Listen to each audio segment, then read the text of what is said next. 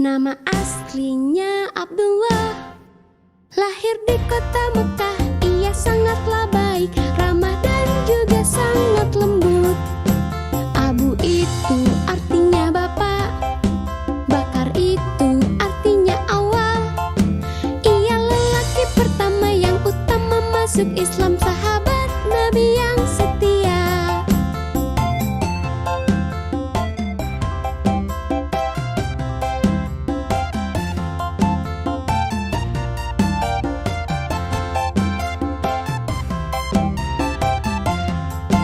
Abu Bakar Ash-Shiddiq, nama aslinya Abdullah, lahir di kota Mekah. Ia sangatlah baik, ramah dan juga sangat lembut.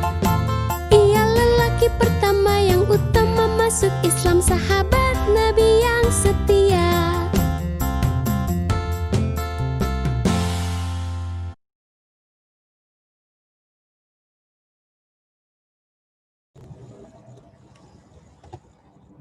Bismillahirrahmanirrahim.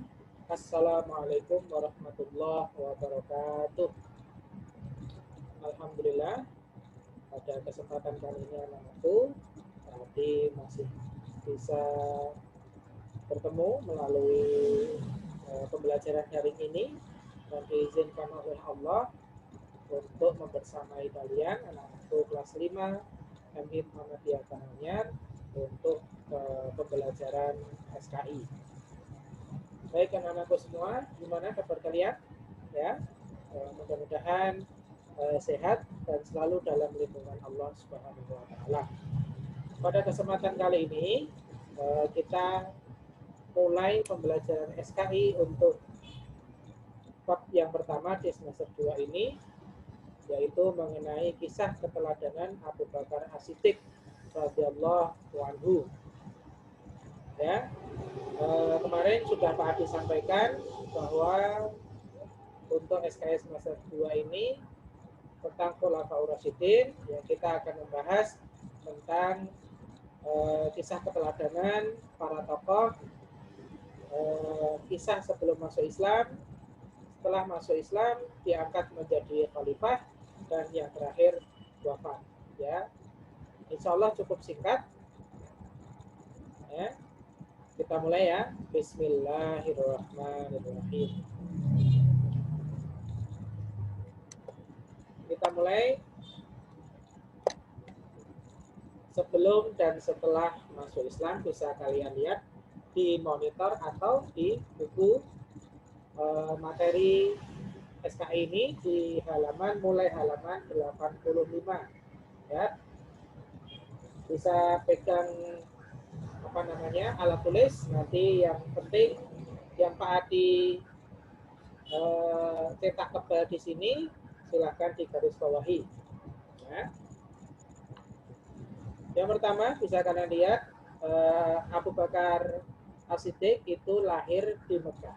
Awalnya dengan nama Abdul Ka'bah, 27 Oktober 571 Masehi, atau 2 tahun setelah lahirnya Nabi Muhammad. Nah, tanggal itu belum ada di buku, silahkan kalian tambahi.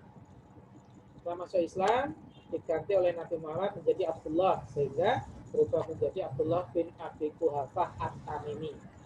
Ya. Ini At-Taimi ini, ya, At-Taimi ini nama suku beliau berasal dari suku Taim. Nama Bakar atau Bakar, ya, artinya bersegera atau awal. Ya, tadi di awal sudah lihat video lagu tentang Abu Bakar As-Siddiq, ya. Maksudnya beliau paling cepat dan paling awal masuk Islam, dan termasuk as-sabiqunal awwalun. Ya, kalian sudah tahu as-sabiqunal awwalun itu, ya, golongan orang-orang yang pertama masuk Islam. Dan gelar As-Siddiq di belakang nama Abu Bakar itu artinya amat membenarkan. Diberi karena beliau selalu membenarkan dan mempercayai apa-apa saja yang diucapkan oleh Nabi Muhammad, terutama di kisah peristiwa Isra Mi'raj. Nabi Muhammad berpindah dari tempat satu ke tempat yang lain hanya dalam satu malam, ya, dari tempat yang jauh terus naik ke atas, ya, Sidratul Muntaha. Itu semua tidak percaya kecuali Abu Bakar As-Siddiq. Tanpa pikir panjang beliau langsung mempercayai peristiwa itu. Beliau dari suku Taim, ya, suku Taim, suku yang banyak melahirkan tokoh-tokoh yang terhormat. Ya, bisa kalian lihat di halaman 86. Mempunyai dua putra yang bernama Abdurrahman dan Abdullah di halaman 87 bawah, ya, dan dua putri yang bernama Asma dan Aisyah. Ya, dan Aisyah ini kelak akan menjadi istri Nabi Muhammad SAW. Mahir dalam ilmu nasab. Apa ilmu nasab itu? Pengetahuan tentang silsilah keturunan. Ya, jadi beliau mengetahui suku ini, ya, dari mana saja, bin siapa itu, ya. Jadi bisa mengetahui. Pada masa kecilnya dikenal sebagai anak yang baik, sabar, jujur, dan lemah lembut. Setelah masuk Islam, beliau sangat dermawan. Sebelum masuk Islam sudah sangat dermawan, tapi setelah masuk Islam tambah dermawan lagi dengan membelanjakan semua hartanya di jalan Allah. Karena di suatu perang, ya, semua harta Abu Bakar As-Siddiq disumbangkan untuk bekal para pasukan perang, ya, bersahabat dengan Nabi Muhammad sejak kecil. Jadi Muhammad kecil dan Abdullah kecil, ya, itu bersahabat. Oke, pengangkatan sebagai khalifah. Nah, ini agak panjang, kita persingkat saja. Sepeninggal Nabi Muhammad, masyarakat Arab sebagian besar telah memeluk agama Islam. Akan tetapi mereka bingung sepeninggal Nabi Muhammad itu siapa yang menggantikan sebagai khalifah, bukan sebagai nabi, ya, karena tidak ada nabi setelah Nabi Muhammad. Oleh karena itu, awalnya kaum Ansor dan kaum Muhajirin itu saling berdebat, ya, saling berdebat tuh, ini harusnya dari kelompok Ansor. Muhajirin nggak setuju, ini harusnya dari kelompok Muhajirin, ya. Nah, setelah berdebat seperti itu, makanya dipertemukan, mengadakan pertemuan di tempat namanya Saqifah Bani Sa'idah, ya, bisa digarisbawahi di bukumu. Akhirnya mereka sepakat untuk memilih Abu Bakar sebagai khalifah pengganti Nabi Muhammad pada usia 61 tahun. Nah, sebelum dipilihnya Abu Bakar As-Siddiq itu sebagai khalifah, ada beberapa faktor. Oke. Ada beberapa faktor atas terpilihnya Abu Bakar sebagai khalifah yang pertama. Di buku mus juga sudah ada di halaman 89, ya, yang atas. Beliau satu-satunya yang menemani Nabi Muhammad berhijrah. Oke, Nabi Muhammad berhijrah dan bersembunyi di Gua Sur. Jadi di tengah-tengah hijrah, Nabi Muhammad dikejar, ya, dikejar kaum Quraisy dan bersembunyi di Gua Sur. Itu yang menemani Abu Bakar. Yang kedua, Abu Bakar selalu ditunjuk untuk mewakili Nabi, ya, ketika Nabi berhalangan, misal menjadi imam sholat berjamaah. Nah, kemarin sudah tadi jelaskan ketika akhir hayat Nabi Muhammad, ya, ketika beliau sakit, Nabi Muhammad sakit, yang ditunjuk menjadi imam pengganti adalah Abu Bakar. Nah, itu menjadi salah satu faktor terpilihnya Abu Bakar sebagai khalifah. Kemudian yang ketiga, beliau merupakan keturunan bangsawan. Abu Bakar merupakan keturunan bangsawan, berasal dari suku Taim, ya, tadi berasal dari suku Taim yang melahirkan banyak tokoh-tokoh bangsawan, juga berakhlak mulia. Nah, beliau dipilih karena keturunan bangsawan, ya, yang cerdas lagi berakhlak mulia. Nah, selanjutnya kebijakan dan perluasan wilayah pada zaman Abu Bakar As-Siddiq radhiyallahu anhu. Ya, yang pertama, sepeninggal Nabi Muhammad muncul kaum murtad. Ya, murtad itu keluar dari agama Islam dan kaum Nabi palsu. Ya. Mereka berpikir, kaum Quraisy berpikir Nabi Muhammad meninggal tidak ada nabi pengganti, makanya ada nabi palsu. Mikirnya seperti itu, ya. Tapi kenyataannya tidak. Kenyataannya tidak ada nabi setelah Nabi Muhammad. Kaum murtad dan nabi palsu itu adalah, ya, bisa kalian lihat di halaman 90. Halaman 90 atau di monitor juga ada. Aswad al-Ansi, Tulaiha, Malik bin Nuwairah, Musailama al-Kadzab.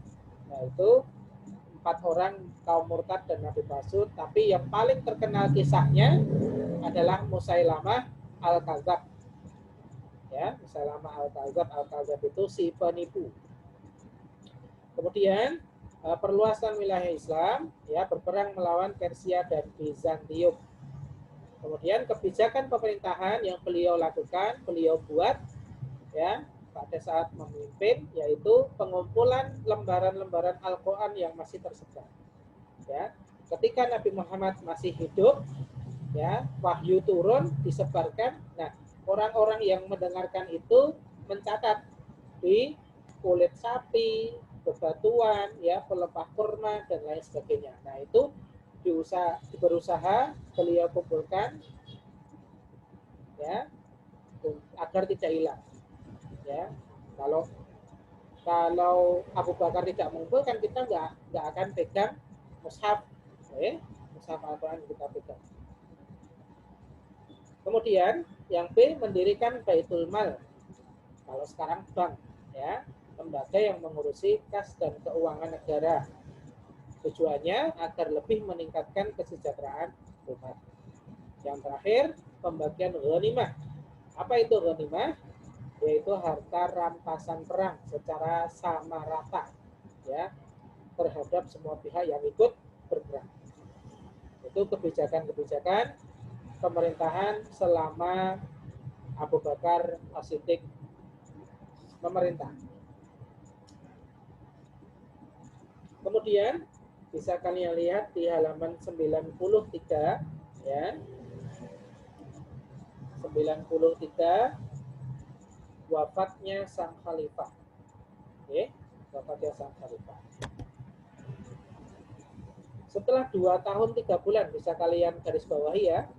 2 tahun 3 bulan, di bawah itu menjadi khalifah menggantikan Nabi Muhammad dan melakukan berbagai macam kebijakan dan perluasan Islam. Akhirnya Abu Bakar wafat pada hari Senin, ya, 23 Agustus 1934 Masehi, pada usia 63 tahun, sama seperti usianya Nabi Muhammad, karena sakit selama 15 hari. Sebelum sakit, beliau sudah menunjuk pengganti, ya, yaitu Umar bin Khattab. Ya, nanti akan kita bahas di pertemuan berikutnya. Bisa kalian lihat foto di halaman 93, itu makam Abu Bakar As-Siddiq. Ya, kalau insya Allah kalian, ya, bisa punya kesempatan ke sana, Allahumma amin, ya, kalian bisa berziarah ke makam Nabi Muhammad. Sampingnya ada Abu Bakar dan Umar bin Khattab. Nah, itu makam-makamnya orang yang mulia, kamu bisa berziarah di situ. Oke. Begitu anak-anakku, untuk materi yang singkat ini mudah-mudahan kalian paham. Nanti kalau ada yang belum paham bisa tinggalkan pertanyaan di kolom komentar, atau bisa langsung WA, bisa langsung WA. Itu ya anak-anakku semua, semoga bermanfaat, bisa menjadi pengetahuan bagi kita semua. Terakhir, selama PDR ini, selama PJJ ini, diharap kalian masih melaksanakan protokol kesehatan, ya, agar kita semua terhindar dari wabah ini, ya. Akhir kata, kalau ada salah kata, mohon maaf sebesar-besarnya. Wabillahi taufiq wal hidayah. Wassalamualaikum warahmatullahi wabarakatuh.